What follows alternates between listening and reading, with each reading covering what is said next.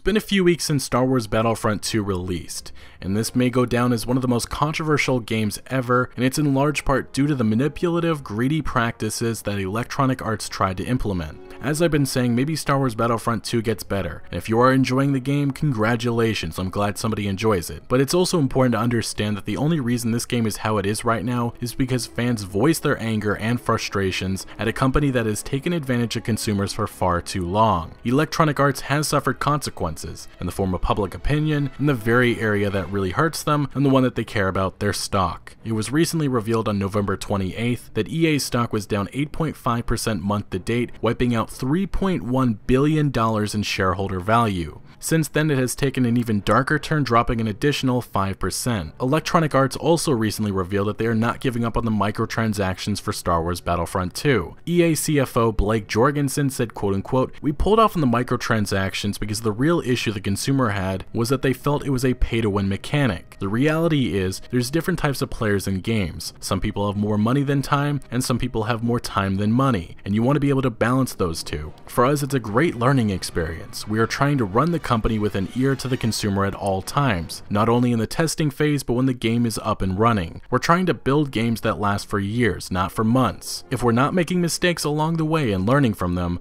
that's when you should worry about us. But our view is that there are great opportunities for us to continue to tune the game to adjust things." Jorgensen also went on to discuss why the game didn't have cosmetic items, saying, quote-unquote, "The one thing that we're very focused on, and they are extremely focused on, is not violating the canon of Star Wars. It's an amazing brand that's been built over many years, and so if you did a bunch of cosmetic things, you might start to violate the canon, right? Darth Vader in white probably doesn't make sense versus in black. Not to mention you probably don't want Darth Vader in pink. No offense to pink, but I don't think that's right in the canon." Oh, and a quick side note, I just love the fact that this EA executive decided to use the most extreme example of cosmetic items. It's just ridiculous. Ridiculous. So there might be things that we can't do cosmetically, and we're working with Lucasfilm on that. But coming into it, it wasn't as easy as if we're building a game around our own IP where it didn't really matter. It matters in Star Wars because Star Wars fans want realism, but Star Wars fans may also want to tailor things, a different colored lightsaber, things like that. So you might see some of that. So poking holes into these comments is pretty easy, as having Rey battle Darth Maul on the same battlefield isn't canon but still part of the multiplayer. Let's also not forget Star Wars Battlefront included a bunch of cosmetic options. Recently it was also found that Electronic Arts actually did have cosmetic items hidden away in Star Wars Battlefront 2's files. So this again looks like EA is caught in a lie. Close to a week ago we discussed Disney intervening and pretty much voicing their concerns at Electronic Arts over the Battlefront 2 controversy, which led to the microtransactions going offline temporarily. We also discussed a petition that was rising, requesting Disney end this disaster of a Star Wars deal. This petition has now reached over 100,000 plus signatures. The main reason why I wanted to start this video off with Blake Jorgensen's nonsense downplaying of this was because it still shows Electronic Arts' ignorance. Even after their little Reddit response, the intent is to provide players with a sense of pride and accomplishment backfired on them.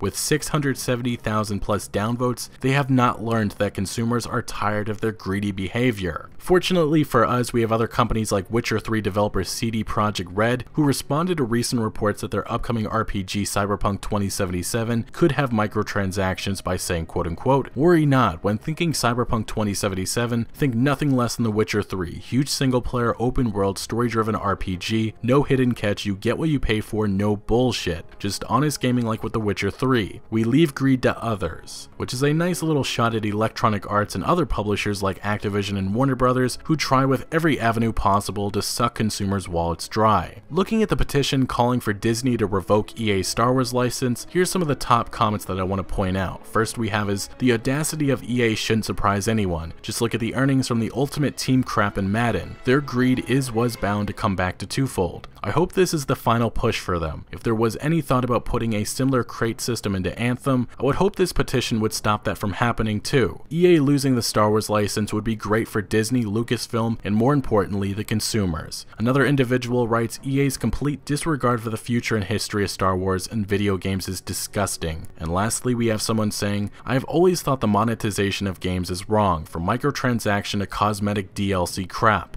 This needs to stop industry-wide." EA has made microtransactions an issue within gaming, and their ignorant comments truly show that they have not learned.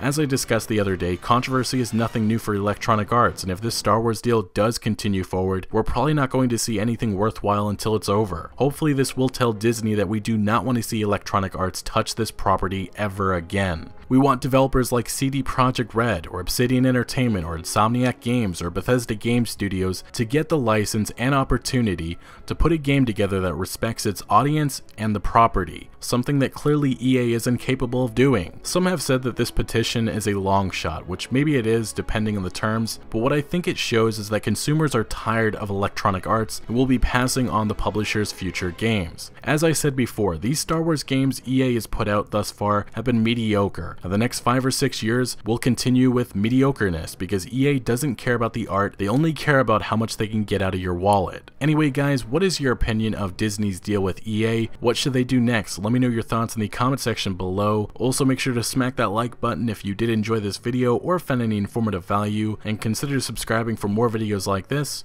and I'll see you later.